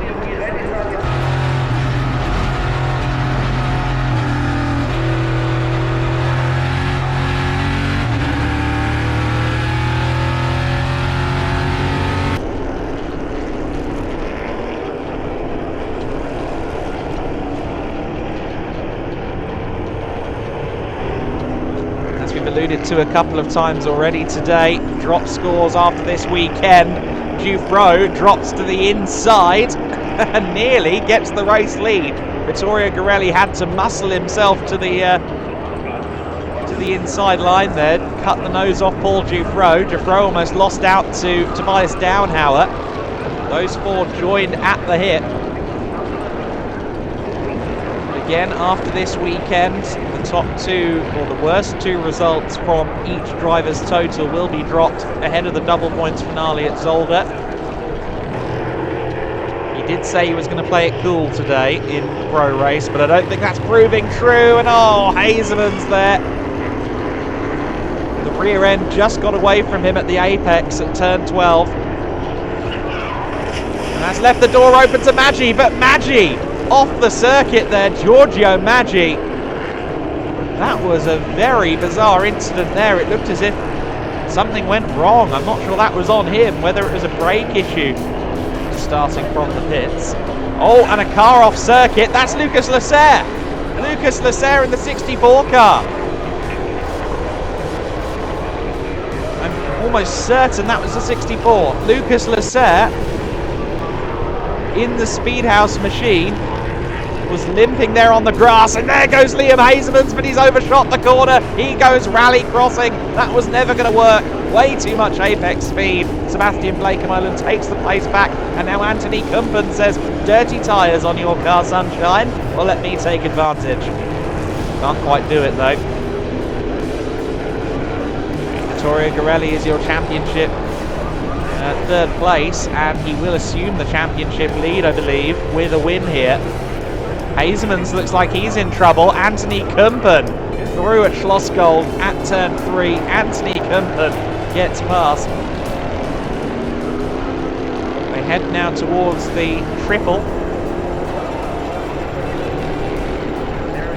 Apex after apex after apex. And Anthony Cumberland is through into 7th place. Paul Hasemans, though, almost went in rear first there. Is Vittorio Garelli going to be a championship contender in 2023? The answer has long been yes, as Tobias Downhauer goes wide. But with this win, Vittorio Garelli will take the championship lead. It's a victory for Vittorio Garelli. Paul Dufresne takes 2nd place ahead of Tobias Downhauer in spite of his rally crossing. Mark Goossens takes 4th place. A good run for Mark Goossens.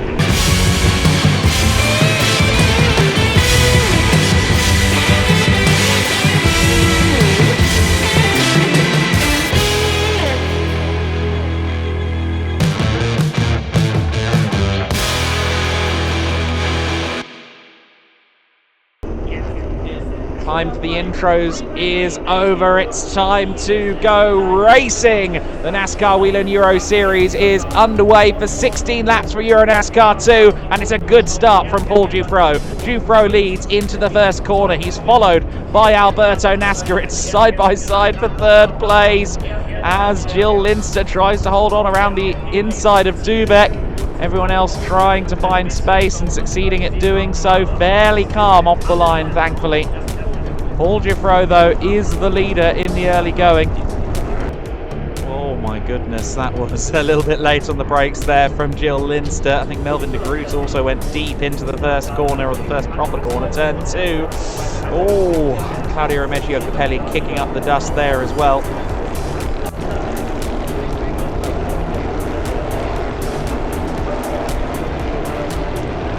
No one side by side just yet.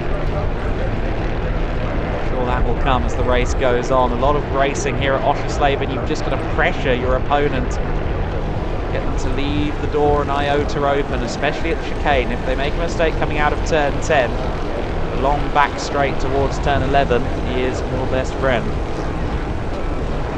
We have started lap 6 of the race then, 10 to go. Oh, and Schauber sees the open door. Melvin de Groot almost getting a tap there. I think there may have been a little bit of contact as Jill Linster is really having to stave off Claudio Remeggio Capelli. He may be leading the Legend Trophy element of this race, but he's thinking purely about the overall podium, I reckon. He wants to get past Linster and then take Dubek as well.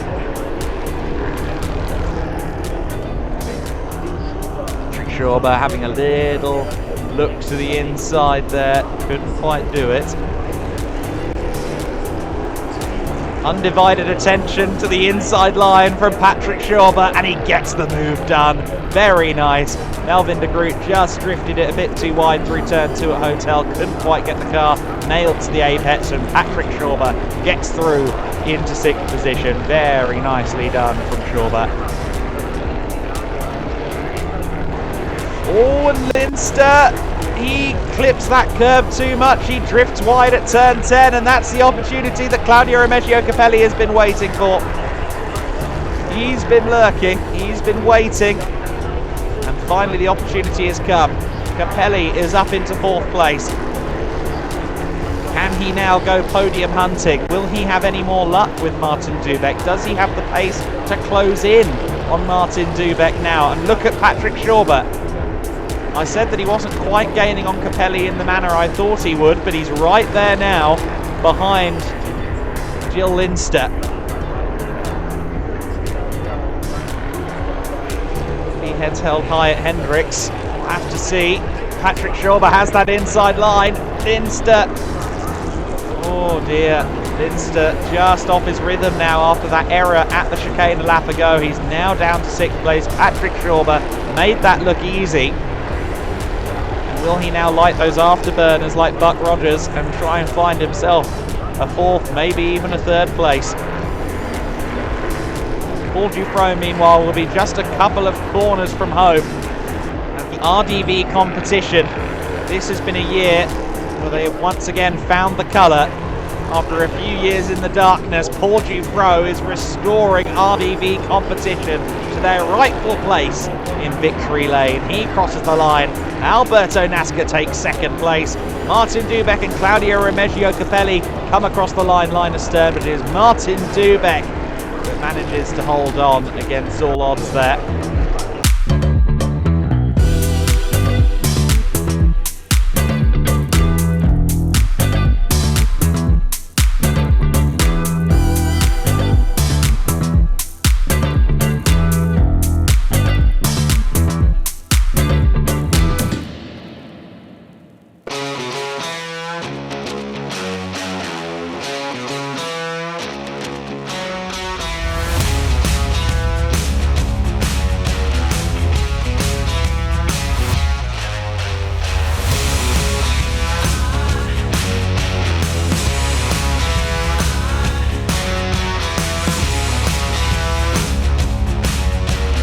Drivers, please start your engines. They roll towards the line. And we go racing for the first time on the final day of regular season. It looks like a good start for both parties on the front row. Claudio Remigio Capelli sneaking around the outside. Can he get himself to the inside and take second place? He's certainly going for it, and I think he succeeded. It's Alberto Nasca in the lead. We've got a spin further back for the number 40 of Eric Quintal. Number 40 of Matthias Hauer. Paul Giffro, though, has been swallowed up there. He's down to fourth place behind Claudio Remigio Capelli in third. So Jill Linster has managed to get up into second place. That's a good start for Linster.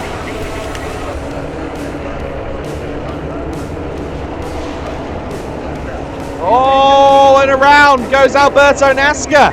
Alberto Nasca goes around. Oh, that's huge. That's huge in the championship. That's huge in the context of the race.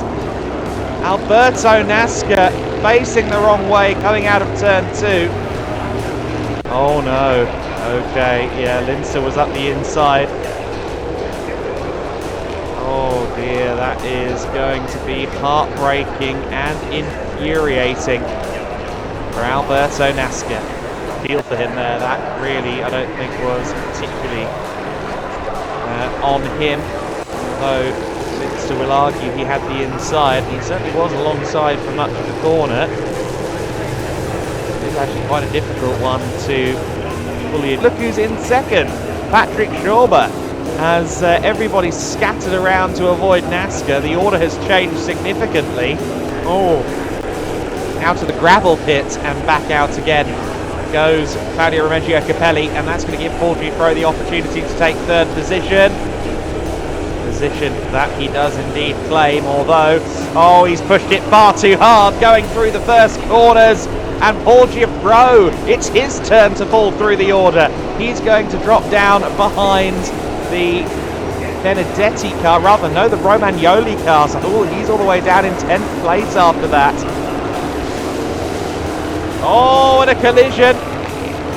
Riccardo Romagnoli and Nick Schneider. We were talking about that 4-car train involving these two, Siortis and Davidson. Well, it's down to 2 cars now.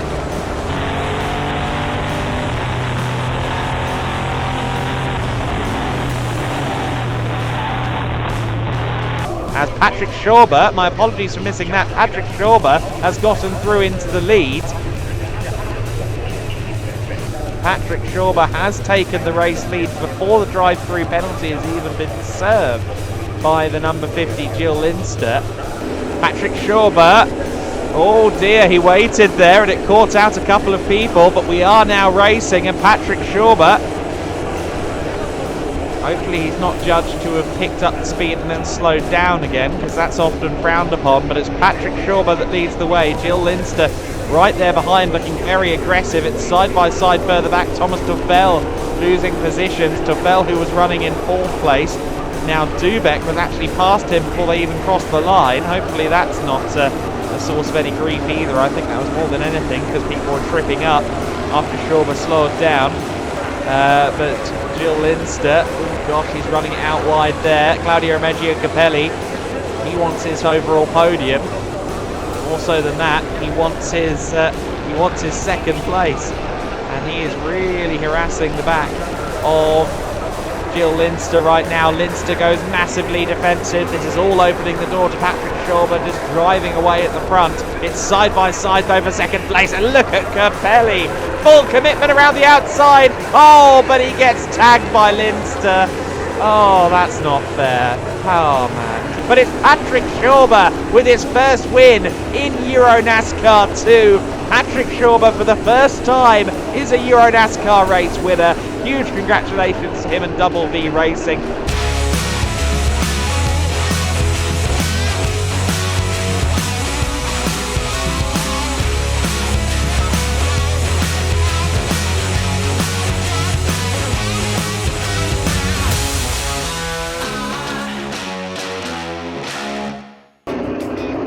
20 laps of racing begins now, and it's a good start from Tobias Downhauer. Downhauer leads into the first corner by the looks of it, or can Dufro hold on? No, I don't think he can. It is going to be Downhauer that leads. Dufro second place. It's side by side for third, but I think Vittorio Gorelli has done enough to maintain the position, although Anthony Kumpen has managed to carry the speed through on the inside, and he gets her into third place. So Anthony Kumpen has third position. Nicely done there by Kumpen. Liam Hazeman's really pressuring Gianmarco Ercoli right now. Ercoli really wants to make headway. He's got his primary title combatants, at least two of them, right there in front of them in the form of Gorelli and Kumpen, but Ercoli is having to drive through the rear view mirrors because that pesky Liam Hazeman is right there behind him. Cal Racing 54 crew will be hoping for a good result from this race. We did not see a good result from Alberto NASCAR in EuroNASCAR 2 earlier on. He got tagged a couple of times. Was facing the wrong way on multiple occasions, I believe ended up finishing down in 16th. Not the day that he would have wanted, but he'll be there with the team supporting Gianmarco Ercoli. Still, Vladimiros Tsiortzis has not found a way past Thomas Pontonen. And he has another look to the inside at turn 14. We've seen him do that a couple of times. I don't know if maybe trying to make that move at 14 is costing him the run. Tsiortzis, by shallowing his entry into the final corner, is costing himself that run, but he's having a look at, oh, contact! Oh no, that is not how Vladimiros Tsiortzis wanted to do it there. He had the inside, he thought. I think he thought that Pontonen was going to give him the space there. Dufro under significant pressure from Kumpen, from Gorelli. Ercoli and Hazeman's not far behind either. I think Dufro is starting to feel that pressure, and I think maybe he's just starting to explore the limits of these Hoosier tyres. The tyres on these cars will have done qualifying. They will have done Superpole if they're in the top 10. Just looking at the body language of Anthony Kumpen's car, I do think that if Kumpen got through, he could give chase to Tobias Downhauer. I think that Paul Dufro is holding back the river right now.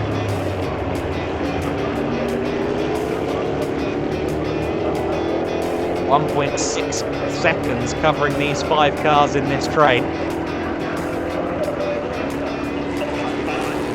Dufro only has to put half a foot wrong for Kumpen to seize an opportunity, but Kumpen there going very deep into turn 7. And just about everyone else in the top 15, and sure enough, Lucas Lasser under significant pressure here from Ryan Vargas. Is Vargas going to try it around the outside at turn 13? We half committed to it. That leaves him under pressure then from the 14 of Ulysse Del So. Vargas drifting wide at the final corner. Now it's a drag race between himself and Ulysse Del So. Lucas Lasser inadvertently giving the slipstream toe there. We'll have seen this Oschersleben circuit prior to this weekend. And he's dueling with the Speedhouse cars. It's Speedhouse versus 3F Racing. And even though 3F Racing are outnumbered, Vargas all the way around the outside, using the camber at Schlossgold, now has the outside line alongside Ulysse Del So. Oh, and does he carry the speed? Yes, he does. Very nicely done by Ryan Vargas there. Pushed to the very outside of the circuit without touching the grass, which would have ended in disaster. That was nice driving from Ryan Vargas. A couple of boots, of course, for the finale at Zolder. They don't want to damage their cars excessively. Oh, Siortsis dives to the inside of Dubek, and that always felt unlikely. Unfortunately, Vladimir Siortsis there, I think, simply ran out of patience. He was done waiting. Unfortunately, he spins down to almost the very back of the pack. He's been overtaken by everyone down to 19th already. Vladimir Siortsis has had a rotten weekend here at the Motorsport Arena Oschersleben in both EuroNASCAR Pro and EuroNASCAR 2. Tobias Downhauer, though, hasn't had to make an overtake. He's led it from pole. It's a lights to flag victory for Tobias Downhauer of Promotion Racing on their home turf. Paul Gifro taking second place, Anthony Kumpen in third, Vittorio Garelli taking fourth place ahead of Gianmarco Ercoli and Liam Hazemans.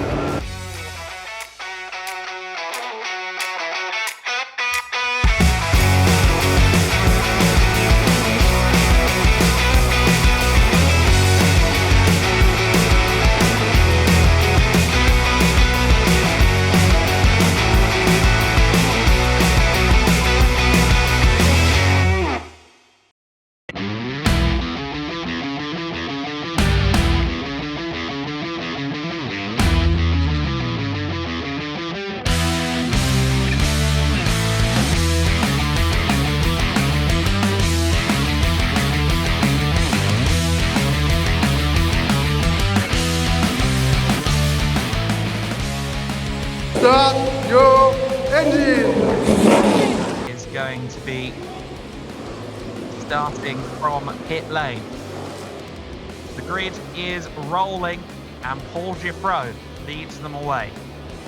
Will be Paul Gifro on pole position by the marshal on the front straight, so we can have a look at the rear of Lucas Lasser. Was it Lasser that he went into the back of? Keep an eye on the back of the 64 on this shot.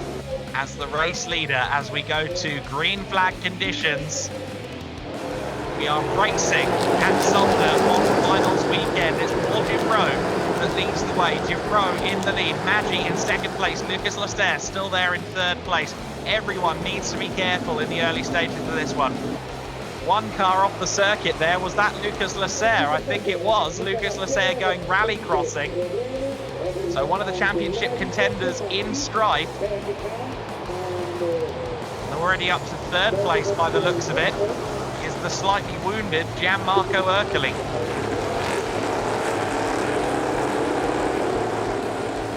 So Thomas Dombrowski under investigation. I don't think Giorgio Maggi has led a race so far this year.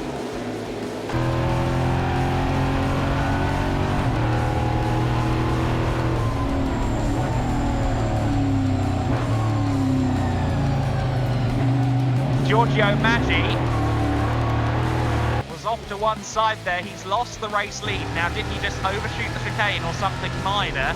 Or does he have a problem? He's slotted back into the queue in second place. I think he may have overshot the first chicane.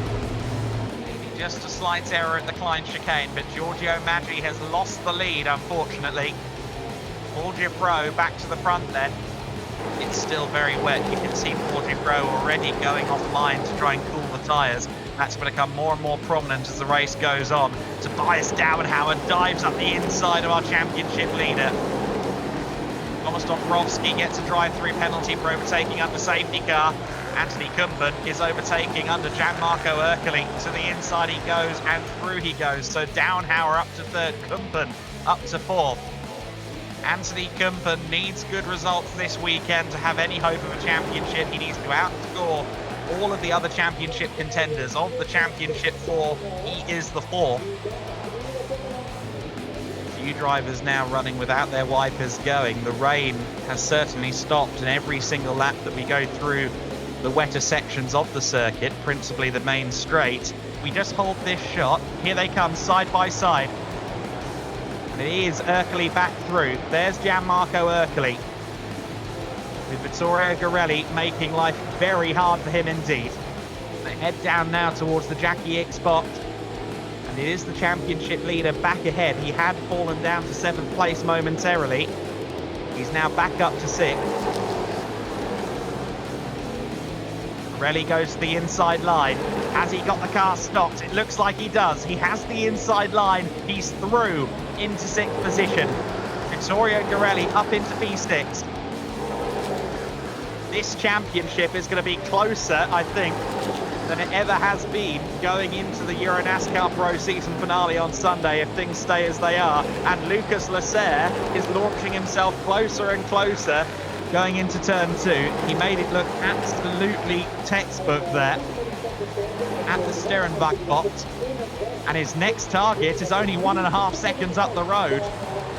You'd be hard-pressed to bet against Lucas Lasser challenging for the victory at this point. Of course, he and RDB Competition have the team's championship to consider, so even though Paul Giffreau isn't in the driver's title fight, points scored in this race for he and RDB Competition will help him greatly with the team's championship for RDB.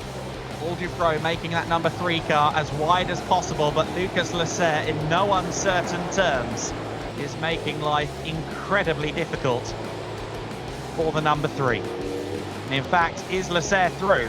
No, not quite. Again, trick of the camera. They were side by side.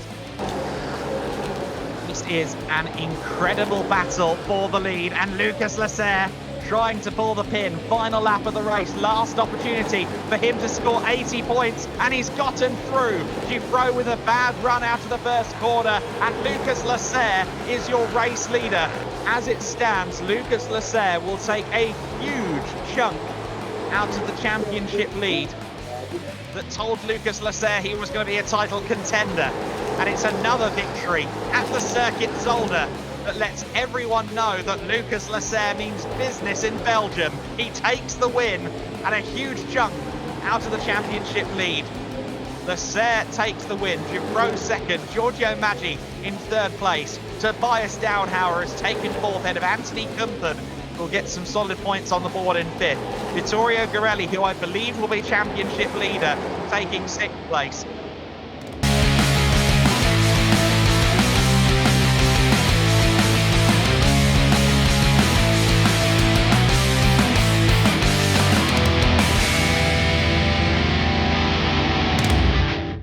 They roll towards the start line now.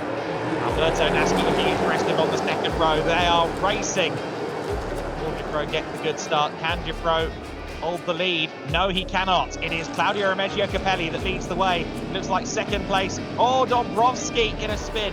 Thomas Dombrovski in a spin. Paul Giffreau holds on to 2nd place by the looks of it. Gilles Linster was trying to go around the outside for 2nd. He'll be able to make up a few positions, though he's getting quicker and quicker. It is Claudio Remeggio Capelli, though, that leads the way for Race Art Technology. We saw Giorgio Maggi lead the race earlier on in the same car, of course, in EuroNASCAR Pro. Alberto Nasca there in 3rd place. He could do with getting some points over Giffreau here. Of course, both of those two drivers with a golden opportunity, since Vladimir Osiortsis is only in 6th position. And here comes Giffreau. He's a bit too far back. Trick of the camera, looks like he's side by side. Just getting a word that NASCAR had a bit of a tank tapper coming out of Jochen Rindt. So, well, certainly Claudio Remeggio Capelli has seen Paul in the corner of his eye a few times already in this race. The slight moment closed in back to the rear of the number 3 car, and Giffreau not quite brave enough on the brakes, but he's certainly having a look to the inside. Of course, you've got to be careful, otherwise NASCAR will capitalise. They emerge over the crest. It could end up 3 wide here. I'm not sure NASCAR's quite close enough, but he's got a very good run. He's got an exceptional run. NASCAR gets through into the lead. I thought for everything he was going to be far too far back to make the move, but he's managed to find a way. Paul Giffreau may follow him through into 2nd place. Fabulous racing between the 3 parties. It was 3 wide into the first corner. I felt sure that NASCAR was too far back, but no, he was not. He is your leader. Through into 2nd has gone Paul Giffreau as well. So the championship contenders have now gone to the fore. Claudio Remeggio Capelli under significant pressure now from Gilles Linster, who's looking to the inside for 3rd place. Can he get it done into the Klein chicane? Yes, he can. Nicely done. Oh, Claudio Remeggio Capelli goes from 1st to 6th over the course of 1 lap, make that 1st to 7th. And I think Capelli may have an issue. And I think Alberto Nasca may have put a foot wrong. They're side by side. And Paul Giuffreau with a much better run into the first corner tries to go around the outside. Nasca trying to hold on. However, Giuffreau will have the inside line for turn 2. Nasca tries to carry the speed all the way around the outside, and was there contact? It looked to me like they might have been going sideways there coming out of the corner. Paul Giuffreau is in the lead. Is that Alberto Nasca in second? No, Nasca has not come through. Checking a note, but De Groot up to third place then. He is on a roll here at Zolder. He's very keen on this circuit. Of course, yellow procedure is under investigation as well, so we'll see how that unfolds. Patrick Schauber back through into third place. Double V Racing 27 car has managed to get back up into third then. Melvin de Groot momentarily. Certainly a question mark looming over Paul Giuffreau. But as he goes on to lap 14, the penultimate lap of the race, he is our race leader by a comfortable margin. Jill Linster, 6/7 of a second back from the 50 at any points in this last 5 or 6 laps. Schauber has been applying the pressure to Linster with aplomb. Then Nasca stepped up to the plate. There was contact between the two of them. What will the investigation yield? We don't know, but we know that Paul Giuffreau has crossed the line first to take the win at the circuit Zolder. Jill Linster takes second place, third place from Patrick Schauber, fourth place from Melvin de Groot. Very good race from him.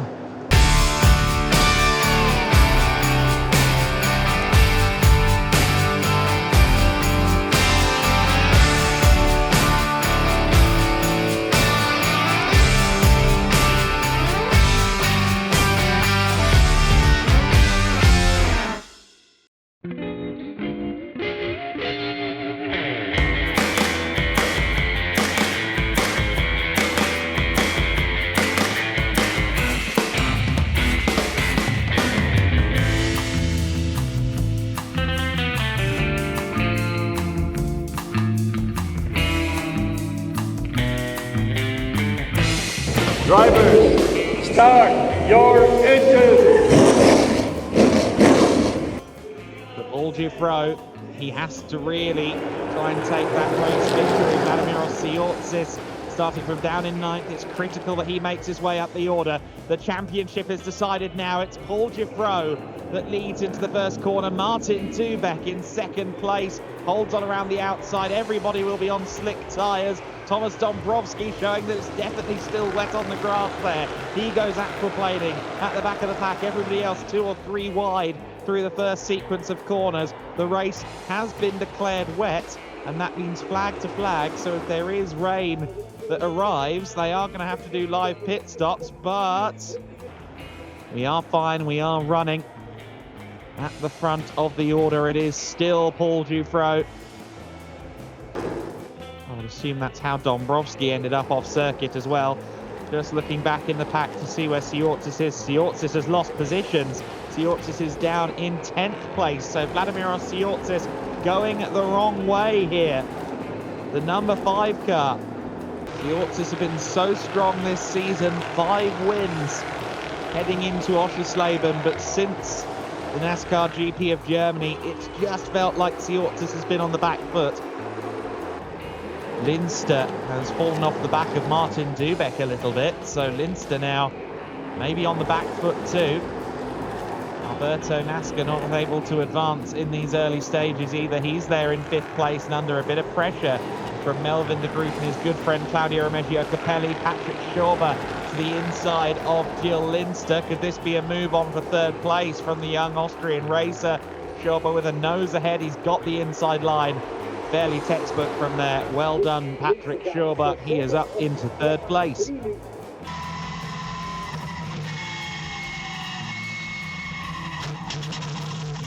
So the promotion and Vic Motorsport cars are in the gravel at turn 1. That's the number 8 and the number 99 cars, respectively. So that is Paolo Valeri, who has managed to come together with Eric de Donker. Unfortunately, And the full course yellow will be lifted momentarily. Well, they are running already, but it still says full course yellow everywhere. We'll have to see whether or not they have gone too soon. I'm not sure they have. Green flags are out, so no, I think the announcement just hasn't filtered through on my end yet, but they are running now at speed and the green flags are showing. Gilles Linster and Alberto Nasca, your top 5 right now, but it seems to be at the far end of the circuit, the opposite end from pit lane, that we have rain falling. Vladimir Oschersleben, this could be his golden opportunity if he can stay on the circuit and if others struggle. Oh, both Alberto Nasca and Claudio Remeggio Capelli in strife. Oschersleben promoted up to 7th place then as a result of this. Oh, and Claudio Remeggio Capelli is really struggling on these slick tyres in these wet conditions. It looks particularly bad there at Canal Box, the Canal Corner, turn 3.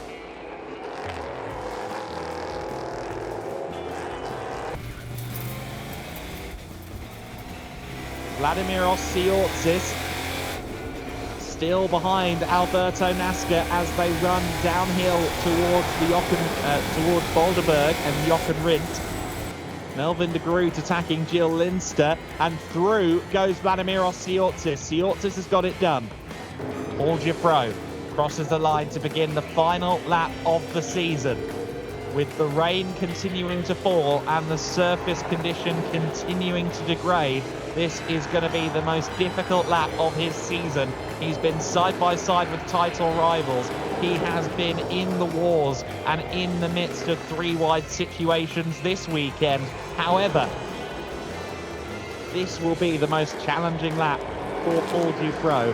He is inching the car around the circuit Zolder. Conditions continue to worsen. Everybody is on slick tyres.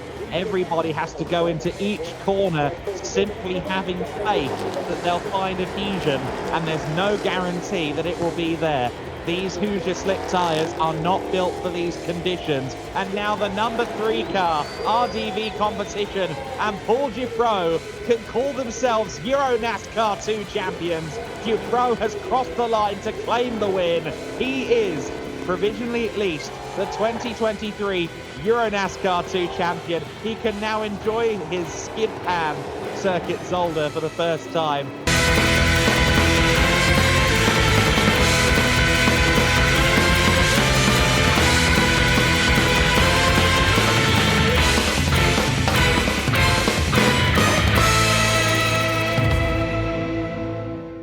We'll almost certainly expect the lights off and the racing to begin next time.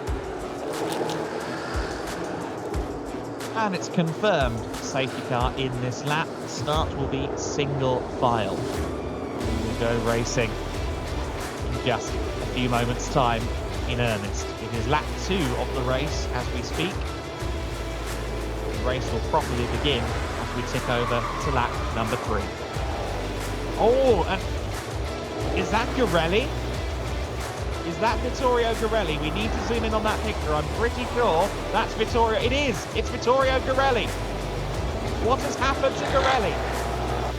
Now the safety car has left the building. The racing can begin in earnest. Lap 3 of 18 begins now. But more importantly, the race begins now. It's Luca Lasser that leads the way.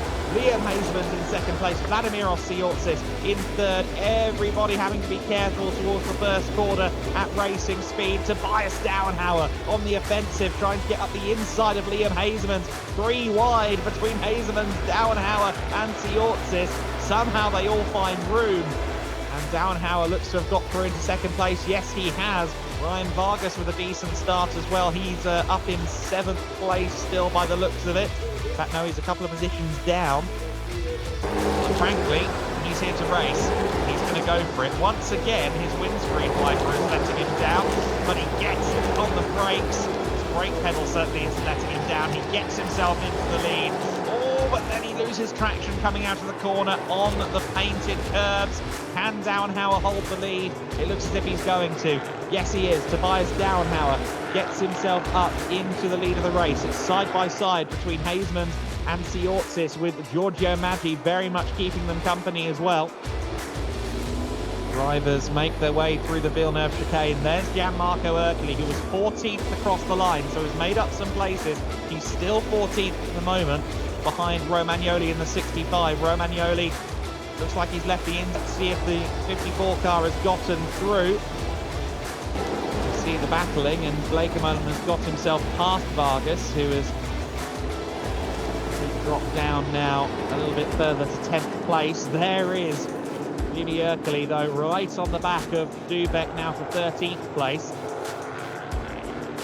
Rather for 12th place, I should say. Of course, the afternoon, but we'll ignore that. Ercoli really making hay, already up to P12. Lasser in second place, and Lasser is already 3 seconds back. Luca Lasser has been demoted in a big way there. Contact.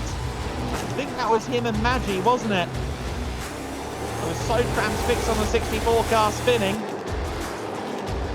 Oh my goodness. And look at the damage on the 64 as well. Oh, it was Mario Ercoli. Mario Ercoli. Oh no. Okay. Quite possibly a championship for Jimmy Ercoli, but here he is. Tobias Downhauer claims the final victory of 2023 in the EuroNASCAR Pro category. Another win for he and promotion. That is a great story for them, a great way to end the season. Giorgio Maggi will cross the line second, but he's got a 10-second penalty for a false start, as does Anthony Kumpen, as does Paul Givreau.